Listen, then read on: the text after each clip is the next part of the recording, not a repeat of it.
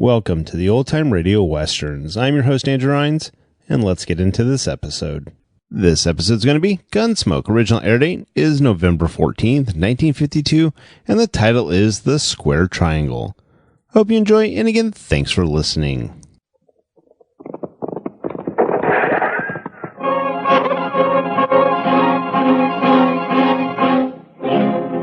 Around Dodge City and in the territory on west, there's just one way to handle the killers and the spoilers.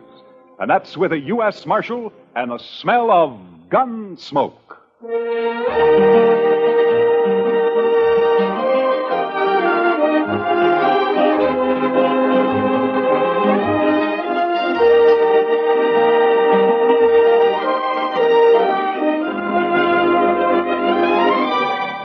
Gunsmoke, starring William Conrad. The story of the violence that moved west with young America. The story of a man who moved with it. Matt Dillon, United States Marshal.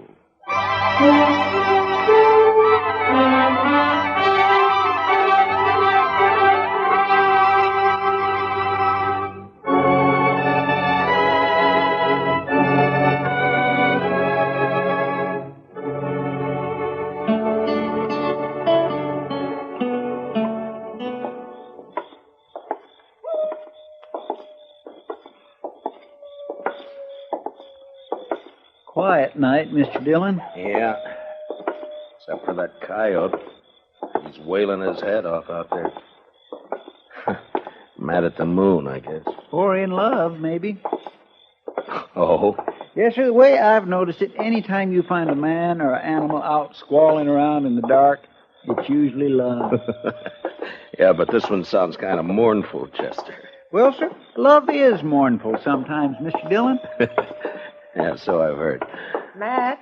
Is that you? Oh, good evening, Miss Morley. How have you been, Matt? Oh, fine. Fine, thank you.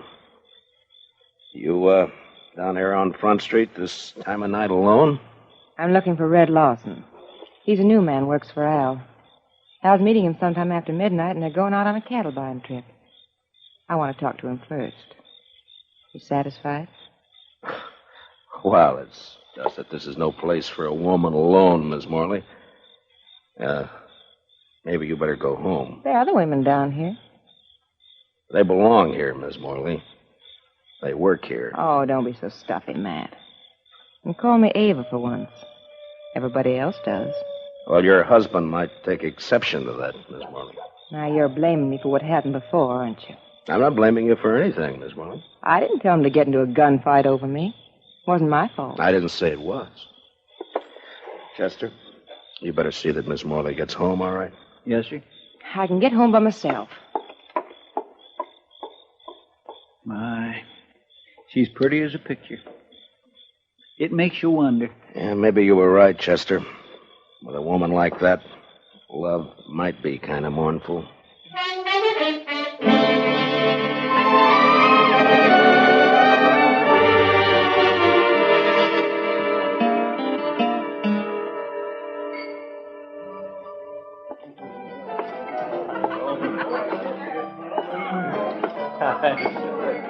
So I just give my rope a couple of turns around that juniper stump, and I jerk back on it. Lawson? Oh, hi, Marshal. I wonder if I could see you for a minute, huh? Yeah, sure. Be right back, boys.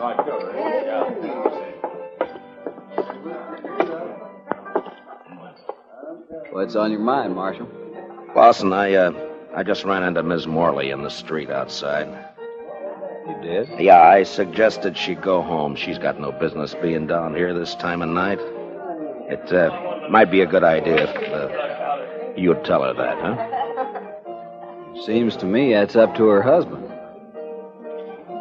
Look, you're new here, Lawson. I guess you didn't know Fred Curtis and the Santa Fe Kid. I heard about it. A couple of fools, as far as I can see. Yeah, I guess they were. After they met Miss Morley. Hey, look, Marshal. What's your stake in this? I got no stake. What Miss Morley does is her own business, as long as it doesn't cause any trouble. I'm just trying to keep the peace, that's all. I feel kind of sorry for her, that's all. Al treats her like a dog. Uh-huh. Fred and the kid used to talk the same way. Like I said, a couple of fools. I'm not. I hope not. See you around, Marshal. Yeah, sure. Oh, I would think so. Sure. Hi, Kitty. Could I speak to you? Oh, sure, Matt. Excuse me, boys. I'll be back. All right. You hurry back now. What, Matt? Kitty, has Al Morley been in tonight? Oh, no. I haven't seen him, Matt. Should he have been around? Oh, not necessarily. He and Lawson are riding out around midnight on a cattle buying trip. I just thought they might be meeting here. Oh, well, not yet anyway. Jesse Wells would know what their plans are, though. Jesse Wells? Yeah, the bartender down there at the end, the young one. You know him. Oh, yeah, sure. Why would he know? Well, he's going along. Al asked him to help out. They're going to follow the Lazy Bee roundup. Try to get in ahead of the buyers from Chicago. Oh, yeah. He's a nice-looking kid. I wonder if, Yeah, he's another friend of Ava's.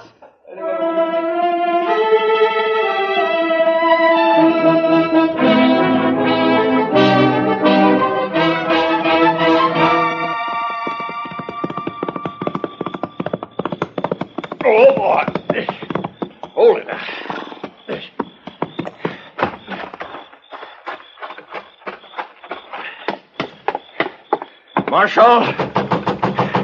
Marshal Dillon. Oh, come on. Wake up, Marshal. All right. Take it easy. Who is it? Jesse Wells, Marshal. Open the door. All right, just a second till I get it. there. What's the trouble, Wells? Al Morley, Marshal. And you better get your horse, because we got to ride back out there. Out where? What happened? Buffalo Flats. We camped there to wait for the roundup crew. And Al's dead, Marshal. He's knifed in the back. Did you do it? No. It was Red Lawson. He knifed Al and he stole the money we were going to use to buy cattle. What in the world is going on, Mr. Dillon? You better saddle up, Chester. We got a ride. What's the trouble? The usual. Nothing new but the names. Seems Red Lawson turned out to be a fool in spite of himself.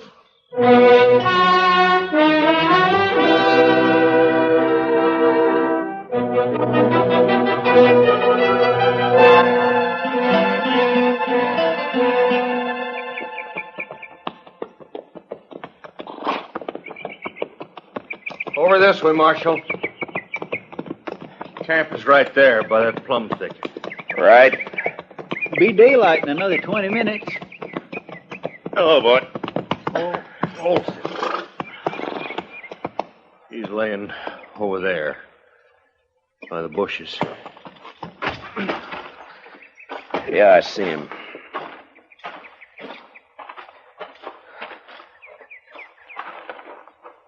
Whose knife is it, Jesse? It's Al's. We were all asleep. We built a fire, made some coffee, and then turned in. But wait for daylight, the Lazy Bee bunch planned to work their stock up this way. I see. Yeah, here, Chester. Wrap the knife in something and hang on to it. Huh? Yes, Mr. Dillon. Now, go on, Jesse. What happened? Well, like I said, Marshal Dillon, we were all asleep. I guess it was the sound of the horse's hose woke me up. Mm-hmm. Red Lawson, he was pulling out. Oh, I run over to Al, shook him to wake him up and tell him. Then I saw the knife. He was dead. Where were you sleeping, Jesse? Well, right about here, I guess. Red was across the fire over there, and Al was where he's laying now. What about the money? How'd you know it was gone? Well, I thought about it right off, and I figured that's why Red had done it. Al was carrying about $10,000 in a little leather sack. He'd stuck it under the blanket before we'd gone to sleep. So I went and looked for it. It was gone. You figure Red killed him for the money, then? Well, sure. Of course, I doubt he meant it, though. I think Red was trying to ease the sack out from under the blanket when Al woke up and caught him. Yeah, it's possible. Be light enough to start tracking him in a few minutes, Mr. Dillon. Yeah, sun's poking up over there now. Looks like it's going to be a clear day. Which way'd Lawson head out, Jesse? East. Seem to be following the wagon tracks. Odds are bad, Mr. Dillon. He's got quite a start on us. Yeah, too much of a start. Well, let's load the pack mule, Chester. I think we'll ride back into Dodge and then take the train from there to Abilene, then work back from the east. Say, that's a good idea. Lawson probably won't be expecting anybody ahead of him. I can't understand it. I just can't understand how anybody could do a thing like this. It sounds like a metal arc, Chester. Yes, sir. He just flew into those bushes. Red seemed a pretty nice fellow as far as I could tell. It's a funny time of year for a metal arc, isn't it? Guess $10,000 was just too much temptation, huh? Oh, some of them hangs around all winter, Mr. Dillon. No, that sure sounds a lot better than that coyote howling. All right, Chester. Get a hold of his feet. Let's load him up.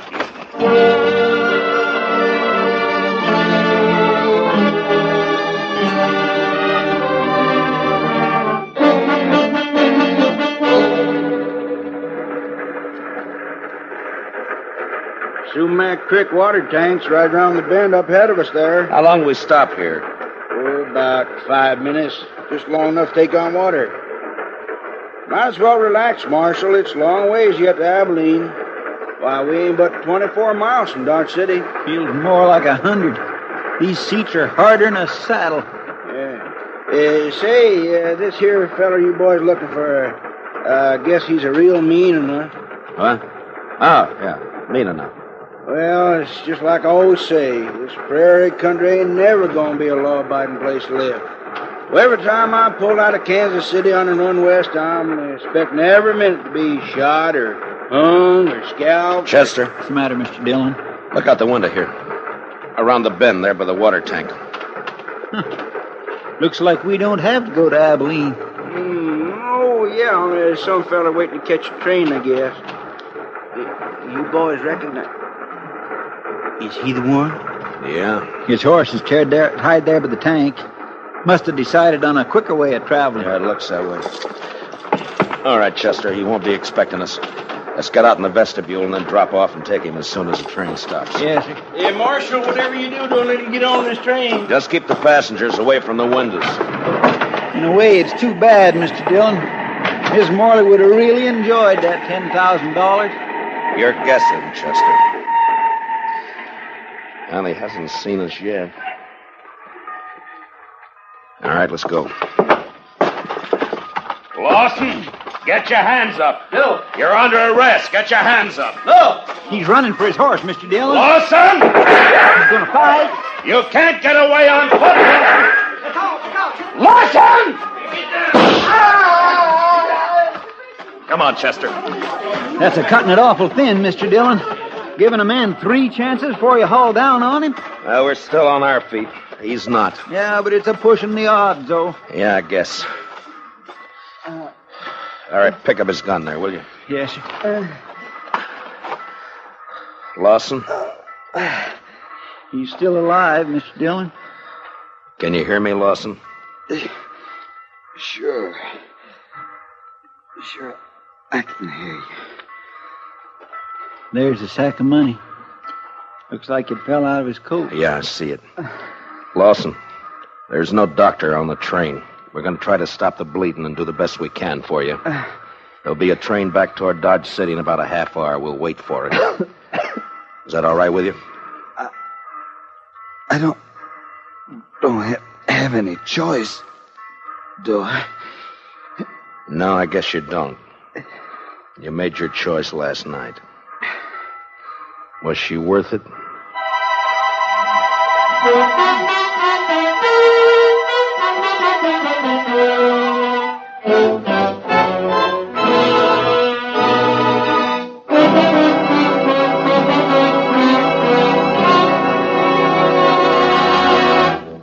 We will return for the second act of Gunsmoke in just a moment. But first, every Saturday night, Gene Autry invites all his friends to visit him at Melody Ranch for a half hour of songs and stories about the Old West. Tune in the Gene Autry Show tomorrow night over most of these same CBS radio stations. Now for the second act of Gunsmoke.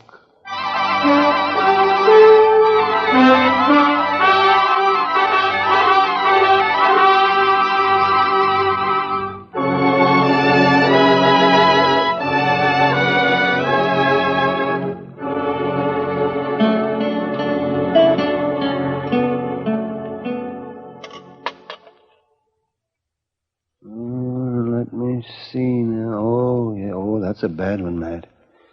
Yes, I'd say the bullet's lying right in against his heart. I just tried to wing him, Doc, but we were both moving. You can't always call him, you know. No, I guess not.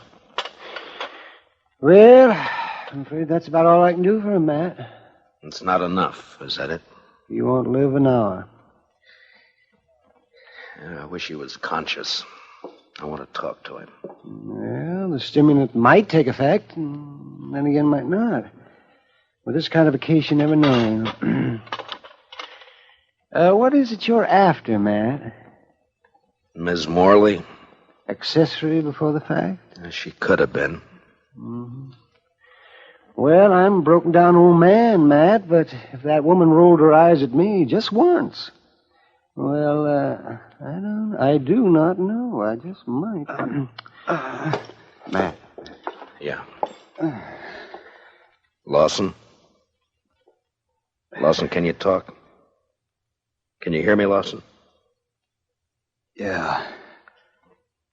Sure. Was Ms. Morley in on it? Nobody was in on it. Did she know you were going to do it? She had nothing to do with it. Was she going to meet you somewhere later? She had nothing to do with it. It was my idea. Nobody else. Lawson, listen to me. You're dying, do you know that? Yeah. Yeah, I know. I can feel it. She wasn't in on it. All right. That's the way you want it. At least Al won't treat her like a dog anymore. What do you mean? I mean, a dead man can't bother anybody. Al? You ought to know you killed him. No. What? He was asleep. I took the money and rode away. And they were both asleep. I didn't touch him. You're telling the truth. I swear I didn't kill him. I only stole the money, and I didn't get... Well, guess I was wrong, Matt. The bullet was closer to his heart than I thought. Yeah. And I was wrong about something myself, Doc. I thought this was the end of it. Now it's wide open again. Wide open.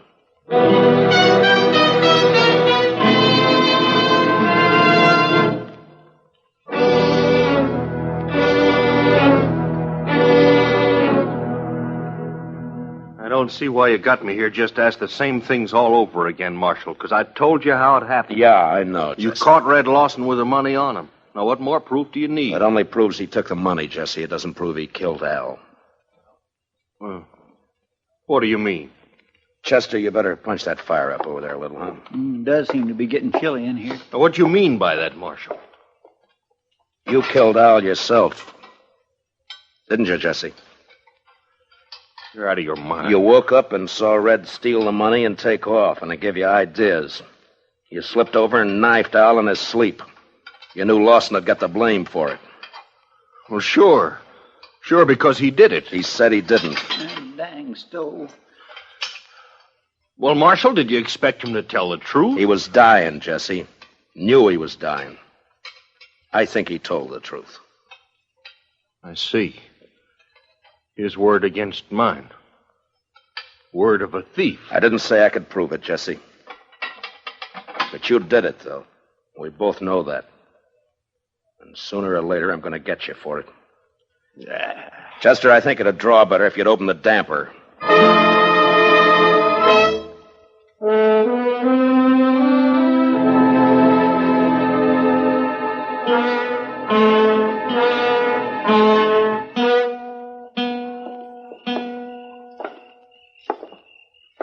Quiet night, Mr. Dillon. It was a quiet night last night. And 2 men who were alive last night are gone tonight. Sure makes you stop and wonder. Well, at least one thing hasn't changed. That coyote's still there. I guess there'll always be coyotes around, Mr. Dillon. What are you going to do about Jesse Wells? Oh, I don't know, Chester.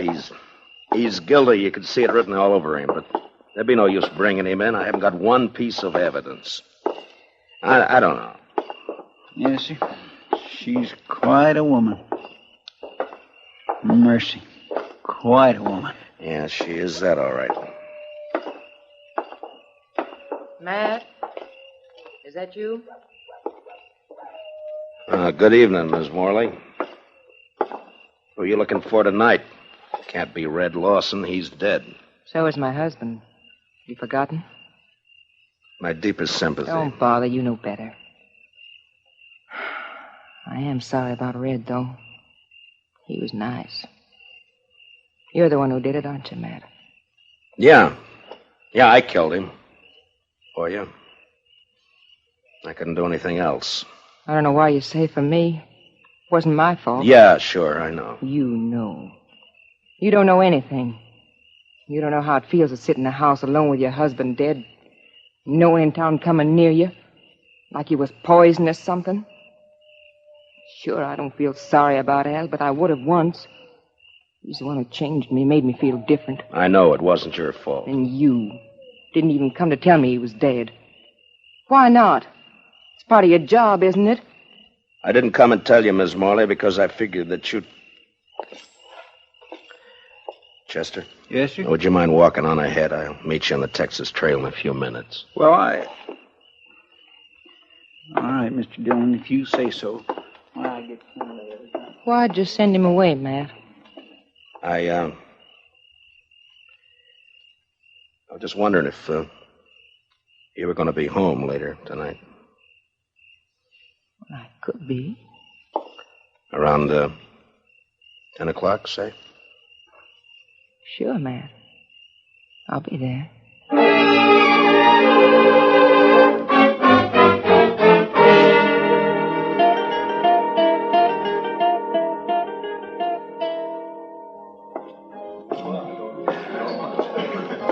Well, Hiya, Kitty.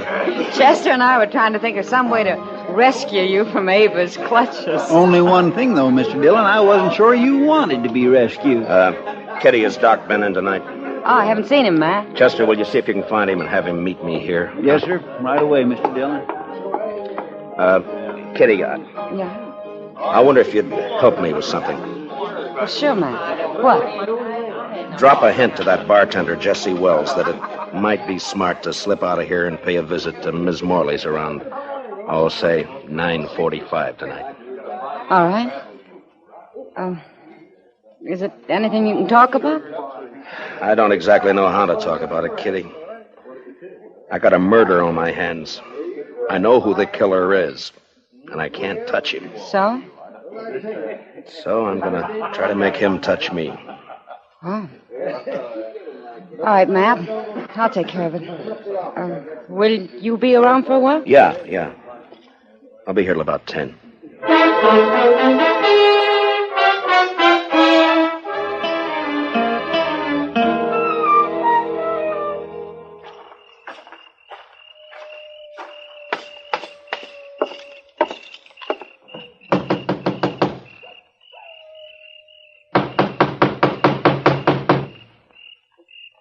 Who is it? It's Matt Dillon. Who'd you think? Just a minute. Well, hurry up. Let me in.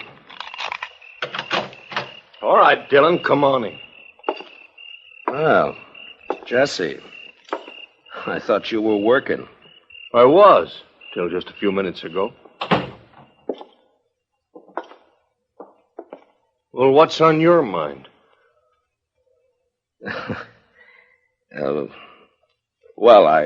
I think Mr. Dillon probably wants to ask me some questions or something. Yeah, I do, as a matter of fact. Jesse Wells, for instance. What? He didn't tell me he was going to be here, Ava. Well, What do you mean she didn't tell you? Wait, Ava, what about this? You were expecting him. You knew he was coming. Of course you knew I was coming. You and Matt Dillon. For how long? And what kind of a fool does that make me? I'm afraid you were born a fool, Jesse. That's why she picked you. She's so wonderful you said if only Al didn't stand in our way. I didn't tell you to kill him. I didn't mention it once. You didn't have to. Just kept dropping hints, leading me on. And all the time you and Matt Dillon. She's too smart for you, Jesse. You should have realized that. Yeah. And instead I played right into your hands. Both of you. How, Jesse? Killing Al, getting him out of your way, giving the two of you a clear field. You're under arrest for murder, Jesse. What? Oh, you'd like that, wouldn't you? Both of you would. Sit around and laugh about it while you're waiting for me to hang. I said you're under arrest. Now hand over your gun. No, you don't, Dillon.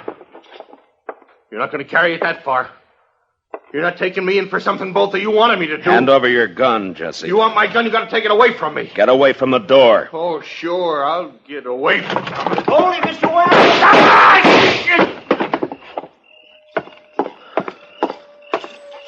Are you all right, Chester? Yes, sir. It was close, but he missed me. Well, you two didn't miss him. I don't know which one of you fired first, but either bullet would have done it. Well, you got his confession all right, Mr. Dillon. Doc and I heard every word from the front porch there. We sure did. Only one thing, though, Matt. He didn't implicate the woman in it. Yeah, I know. Will you take charge, Doc? Oh, sure. Be glad to. Part of my job, you know. Matt, All right, Chester, let's go. Matt? Could I see you for a minute before you go? Matt? What's it add up to, Mr. Dillon? 3 men have been killed since this same time last night. Yeah.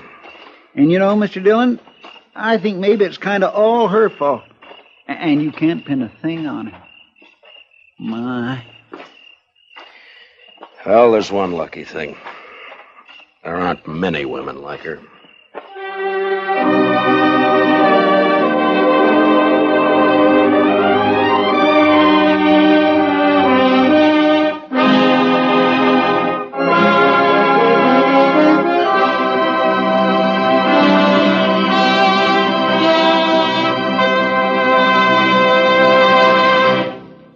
Gunsmoke, under the direction of Norman Macdonald, stars William Conrad as Matt Dillon, U.S. Marshal.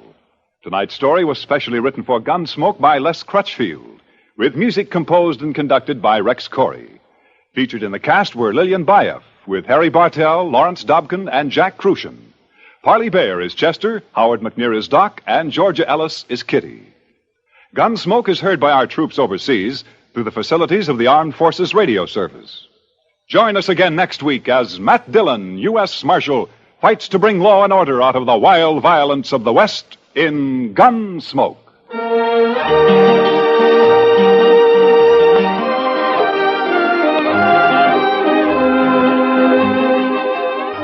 Strange Island tells the remarkable story of a tropical paradise that sank into the sea. Hear all about it on Tarzan, Lord of the Jungle, tomorrow night on most of these same stations.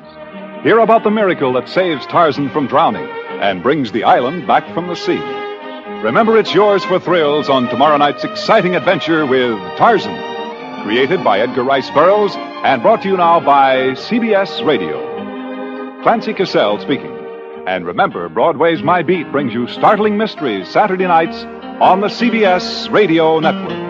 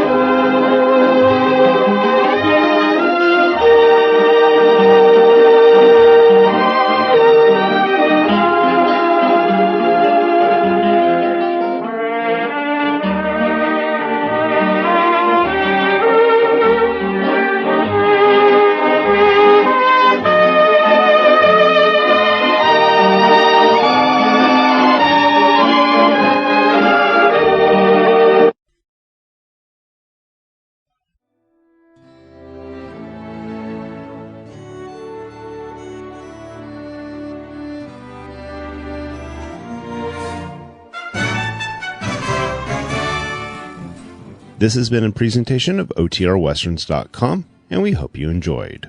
Please take some time to like and rate our shows in your favorite podcast application. Follow us on Facebook by going to OTRWesterns.com/Facebook. Subscribe to our YouTube channel by going to OTRWesterns.com/YouTube. And send us an email, podcast@OTRWesterns.com. You can call and leave us a voicemail, 707-986-8739. This episode is copyright under the Attribution Non-Commercial Share-alike copyright. For more information, go to OTRWesterns.com/copyright. Have a great day, and thanks for listening.